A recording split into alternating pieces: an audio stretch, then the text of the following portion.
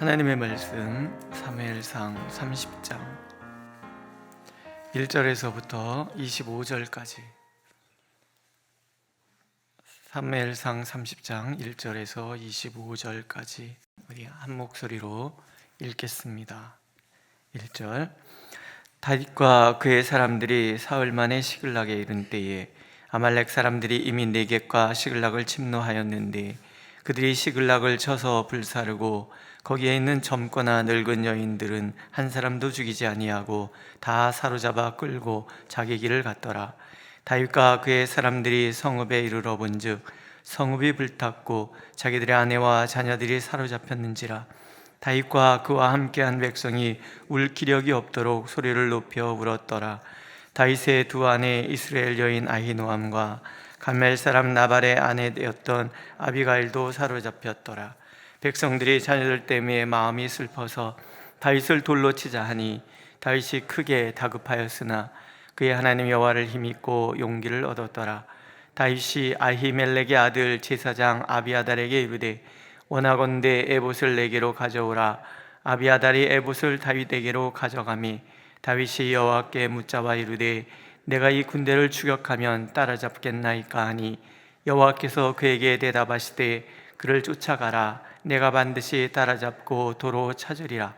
이에 다윗과 또 그와 함께한 600명이 가서 부솔 시내에 이르러 뒤떨어진 자를 거기에 머물게 했으되 곧 피곤하여 부솔 시내를 건너지 못하는 200명을 머물게 했고 다윗은 400명을 거느리고 쫓아가니라.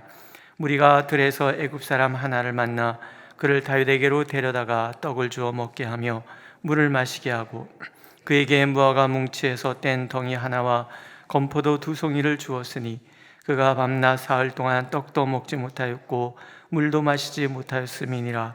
그가 먹고 정신을 차리매 다윗이 그에게 이르되 너는 누구에게 속하였으며 어디에서 왔느냐 하니 그가 이르되 나는 애굽 소년이요 아말렉 사람의 종이더니 사흘 전에 병이 들매 주인이 나를 버렸나이다.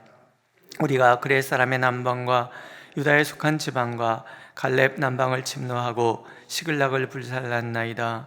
다윗이 그에게 이르되 네가 나를 그 군대로 인도하겠느냐 하니 그가 이르되 당신이 나를 죽이지도 아니하고 내 주인의 수중에 넘기지도 아니하겠다 하고 하나님의 이름으로 내게 맹세하소서. 그리하면 내가 당신을 그 군대로 인도하리이다 하니라. 그가 다윗을 인도하여 내려가니 그들이 온 땅에 편만하여 블레셋 사람들의 땅과 유다 땅에서 크게 약탈하였으므로 말미암아 먹고 마시며 춤추는지라. 다윗이 새벽부터 이튿날 저물 때까지 그들을 치매 낙타를 타고 도망한 소년 400명 외에는 피한 사람이 없었더라. 다윗이 아말렉 사람들이 빼앗아갔던 모든 것을 도로 찾고 그의 두 아내를 구원하였고 그들이 약탈하였던 것 곧 무리의 자녀들이나 빼앗겼던 것은 크고 작은 것을 막론하고 아무것도 잃은 것이 없이 모두 다윗이 도로 찾아왔고 다윗이 또 양떼와 소떼를 다 되찾았더니 무리가 그 가축들을 앞에 몰고 가며 이르되 이는 다윗의 전리품이라 하였더라. 다윗이 전에 피곤하여 능히 자기를 따르지 못하므로 부솔 시내에 머물게 한 200명에게 오매 그들이 다윗과 그와 함께한 백성을 영접하러 나오는지라. 다윗이 급행에게 이르러 문안하매 자들 가운데 악한 자와 불량배들이 다 이르되 그들이 우리와 함께 가지 아니하였은즉 우리가 도로 찾은 물건은 무엇이든지 그에게 주지 말고 각자의 처자만 데리고 떠나가게 하라 하는지라. 다윗이 이르되 나의 형제들아 여호와께서 우리를 보호하시고 우리를 치러 온 그 군대를 우리 손에 넘기셨은즉 그가 우리에게 주신 것을 너희가 이같이 못하리라. 이래 누가 너에게 듣겠느냐. 전장에 내려갔던 자의 분깃이나 소유물 곁에 머물렀던 자의 분깃이 동일할지니 같이 분비할 것이니라 하고 그날부터 다윗이 이곳으로 이스라엘의 율례와 규례를 삼았더니 오늘까지 이르니라. 아멘. 위기라는 말은요, 위태롭다라는 말과 기회라는 말의 결합으로 이루어졌습니다. 곧 위기라는 것이 우리를 위태롭게도 하지만 때로 그것이 우리의 기회가 되기도 한다, 이제 그런 뜻이죠. 마귀는 어떤 위기를 통해서 우리를 하나님께 멀어지게 합니다. 우리 분노하게 하고 좌절하게 하고 낙심하게 해서 결국은 파괴적으로 나가도록 우리를 미혹합니다. 그러나 하나님께서는 어떤 재앙을 통해서 우리를 더 하나님께로 인도하십니다. 하나님의 선하심을 발견하게 하시고 하나님의 계획에 더 가까이 나가도록 우리의 걸음걸음을 인도하시는 거죠. 그리고 결국은 승리하게 하십니다. 그런 생각을 이미 어르신들 다 아시겠지만 그런 생각을 가끔 합니다. 하나님 밖에 있으면 좋은 것도 좋은 것이 아니고 하나님 안에 있으면 나쁜 것도 좋은 것이 된다. 이런 생각이 드는 거죠. 왜냐하면 하나님께서는 어떤 상황이든지 반드시 우리를 선으로 승리하도록 만들어 주시기 때문에 그렇습니다.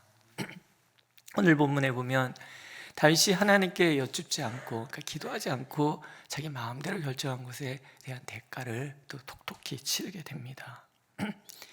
다윗과 그 부하들이 블레셋과 이스라엘의 전투에 강제로 끌려가는 거죠. 사실은 갔다가 돌아와 보니 그들이 자리를 비운 시글락을 아말렉이 침공해서 완전히 폐허를 만들어 놓은 거예요. 가솔들, 그들이 가지고 있는 재산들을 다 탈취해서 그들이 끌고 가버린 거예요. 모든 것을 다 잃어버린 거예요. 자식 잃은 그 아픔이 얼마나 큽니까?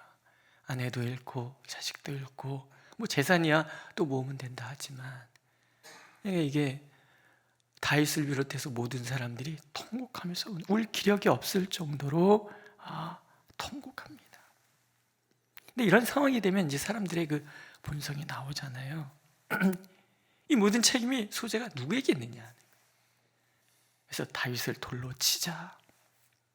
너무 화가 나니까 그렇게 따랐던 다윗도 돌로 치자 이럴 정도로 사람들이 낙담을 한 거예요. 블레셋으로 도망오지 않았다면 일어나지 않을 일이죠.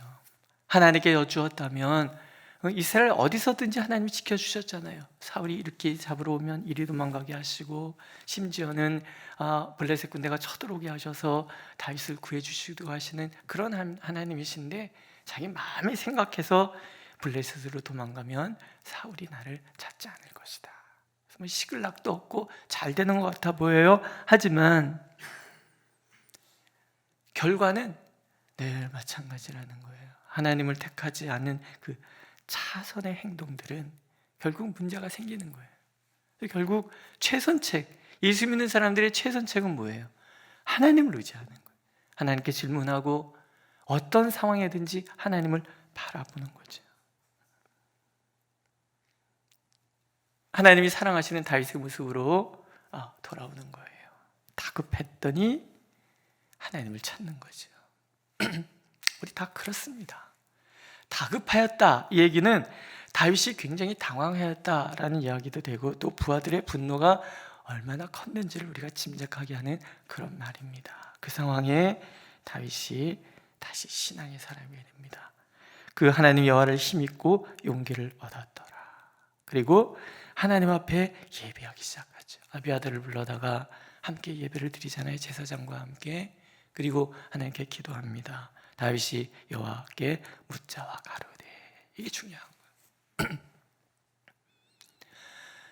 기도의 줄을 놓지 않는다면, 하나님께 여쭙는 행동을 우리가 멈추지 않는다면 아무리 다급한 상황도 우리에게나 다급한 거지 하나님께는 다급한 것이 아니라는 거예요. 하나님께 여쭙니다. 그래도 하나님 대답을 하시는 거예요. 드디어 이제 다윗과 그 하나님의 그 관계가 회복이 되는 거예요. 여호와께서 대답하시되 쫓아가라. 내가 반드시 따라잡고 도로 찾을 것이다. 하나님 약속하시는 거예요. 믿음은 상황을 뛰어넘는 것이라는 거죠. 생각해 보세요. 지금까지 뭐 나침판이 있습니까? 뭐 레이더가 있습니까? 어떤 추적 장치가 있고 그런 게 아니잖아요. 그 넓은 사막 한가운데서 어찌 이들을 찾아갈 수 있겠는가 하는 거예요. 성공이 보장되는 것도 아니란 말이죠. 더군다나 지금 다윗의 이 군사들은 사흘길을 행군을 했어요. 사흘길 행군하면요, 이 뼈가 이게 막 달라붙은 것 같아요. 밤새도록 한 10km 행군을 해도 13시간 뭐 이렇게 행군을 해도 이게 아프거든요. 사흘길이라는 것은 굉장히 먼 길을 그들이 와서 피곤하고 지쳐 있다라는 거예요. 오죽하면 함께 출발한 사람 중에서 200명이 탈진해서 쓰러지겠습니까? 이런 상황은 정말 최악의 상황인 거예요. 그런데 떠나는 거예요. 왜요? 하나님이 말씀하셨으니까. 믿음이 그런 거라는 거예요. 우리는 자꾸 상황 보잖아요. 근데 하나님께서는, 하나님의 사람들은 상황이 아니라 하나님의 지혜와 하나님의 능력과 하나님께서 우리에게 베푸시는 국률만 바라보는 거라는 거예요. 상황과 관계없이, 우리의 상황이 어떠하든지 상관없이 모든 것을 책임져 주시는 하나님, 그분을 의뢰하고 나가면 하나님이 책임지시는 거죠. 말년에 기록한 다윗의 여러 시들, 지혜 시들에는 이런 내용들이 담겨져 있어요. 묵도성구에서 읽었던 시편 37편 말씀이잖아요. 내 길을 여호와께 맡기라. 그를 의지하면 그가 이루시고, 또 내 의를 빛같이 나타내시며 내 공의를 정오의 빛같이 하시리로다. 우리의 길을 하나님께 맡기면 하나님이 이루어 주시는 거예요.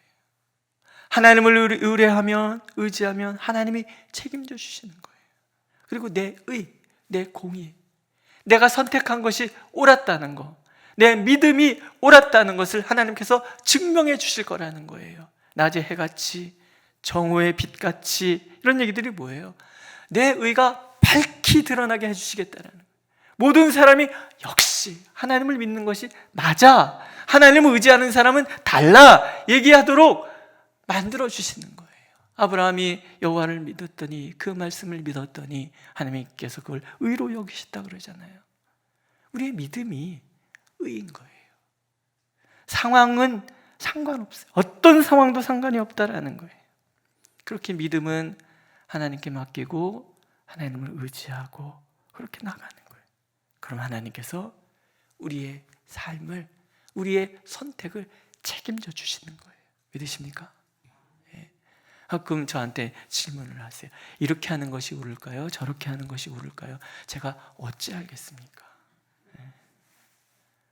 그러나 저는 답해 드릴 것은 한 가지는 있어요. 믿음 안에서 하나님을 의지하는 거라면 이렇게 한들 저렇게 한들 결국은 하나님은 나를 의로 인도하실 거라는 거예요. 믿으십니까? 그게 믿음이에요.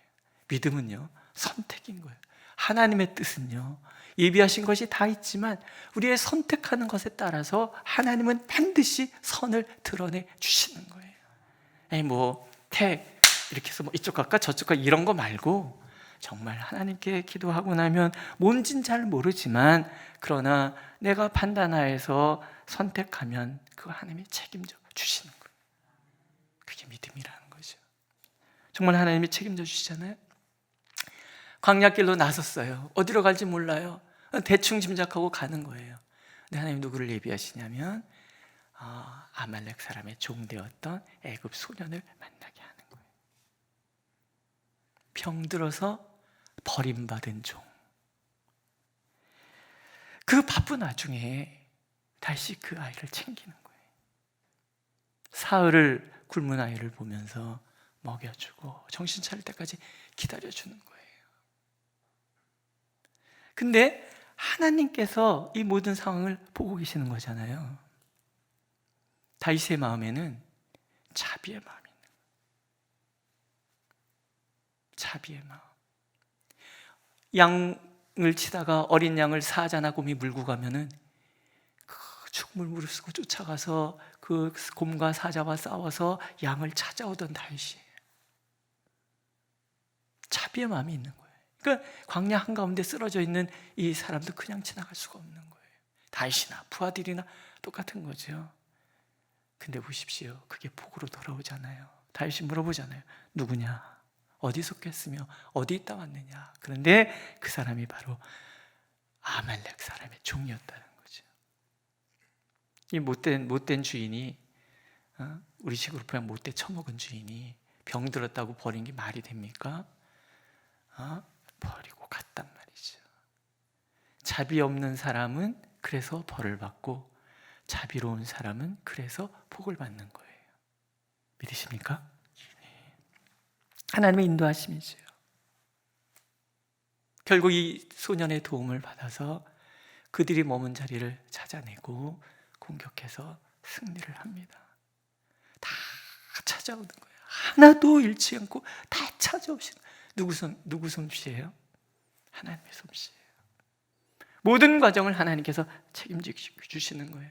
사랑하는 다윗과 그 부하들을 통해서 앞으로 이루어갈 이스라엘 그 왕국, 하나님의 나라 이루기 위하여 하나님이 모든 과정을 다 인도해 가고 계시는 거예요. 그 핵심에 뭐가 있어요? 믿음과 하나님의 사람의 자비가 있는 거예요. 이 하나님의 자비를 사무치게 아는 다윗이 시편 36편에 이렇게 고백을 해요. 여호와여, 주의 인자하심이 하늘에 있고 주의 성실하심이 공중에 사무쳤으며 주의 의는 하나님의 산들과 같고 주의 판단은 큰 바다와 일반이라. 여호와여, 주는 사람과 짐승을 보호하시나이다. 하나님여, 주의 인자하심이 어찌 그리 보배로우신지요. 인생이 주의 날개 그늘 아래 피하나이다. 평생의 삶에 하나님은 그렇게 사랑으로 자기를 인도하시는 거예요. 이게 온 세상에 사무치도록 퍼져 있는 거예요. 그러니까 하나님의 사람들은 하나님의 그 자비와 하나님의 그 사랑의 마음을 담고 살아가야 되는 거예요. 하나님처럼 온 세상에 사람과 짐승을 보호하시는 하나님, 한 생명 한 생명을 소중하게 여기시는 그 하나님의 마음을 우리가 가슴에 담으면 하나님께서 그것에 대해서 책임져 주시는 거예요. 다윗에게는 이런 마음이 있는 거예요. 이런 마음이 자꾸 자라가는 거죠. 하나님의 손에, 하나님의 그 시험에 다윗이 이제 완전히 합격한 거예요. 그렇지 않습니까? 왕은 자비의 마음이 있어야 돼요. 자비의 마음을 왕이 가지고 있어야 백성을 돌보는 거잖아요. 정말 하나님의 사람들에게 가지고 있어야 될 그 마음은 하나님의 마음, 자비의 마음. 오늘 내 앞에 어떤 사람이 찾아올지 몰라요. 자비의 마음을 우리가 품고 있으면 그 사람이 나를 하나님의 길로 인도할 사람인지 알 수 없어요. 오늘 만나는 사람들 잘 대해주세요. 오늘도 하나님 우리가 그렇게 인도하시는 거지요. 그 결과는 형통입니다. 믿음으로 전진해서 전리품도 얻었지요. 잃어버린 거 다 찾았지요. 이 자비의 마음이 또 발휘되는 것이 뭐냐면 전리품을 어떻게 분배할 것인가. 그 중에서 마음이 좀 이렇게 못된 사람들이 있잖아요. 참여하지 않았던 200명에게는 아무것도 주지 말고 그냥 자기들 것만 가지고 떠나게 하라. 이 또 공동체가 분열될 위기에 있어요. 그때 또 다윗의 자비의 마음이 움직이는 거예요. 아니다. 떠난 자나 남아있던 자나 공평하게 나눠야 된다. 이건 우리 공동체 법이다. 그렇게 다윗이 정하는 거예요. 분열될 수 있었던 공동체가 다시 이렇게 하나가 되는 거죠. 리더의 마음인 것 같아요. 오늘도 하나님 우리가 그렇게 믿음과 자비의 마음을 가지고 오늘 우리의 상황을 이겨내기를 원하십니다. 하나님과 동행하고 하나님의 마음을 품음으로 그렇게 하나님 앞에 살아가는 우리가 될 때 하나님은 나쁜 상황이라 할지라도 선으로 바꾸시는 놀라운 은혜를 우리에게 베풀어 주실 것입니다. 기도하겠습니다. 하나님을 의지하는 길만이 가장 보배롭고 안전하다는 것을 우리에게 가르쳐 주시니 감사를 드립니다. 하나님, 우리가 주님 앞에 있사오니 주님만 바라봅니다. 주님께 길을 여쭈오니 인도하여 주옵소서. 만남의 순간순간마다 하나님의 사랑으로 대하게 하여 주시고 그래서 주님 안에서 더 온전함으로 살아가는 우리 모두가 되도록 하나님 인도하여 주시옵소서. 예수님의 이름으로 기도드렸습니다. 아멘.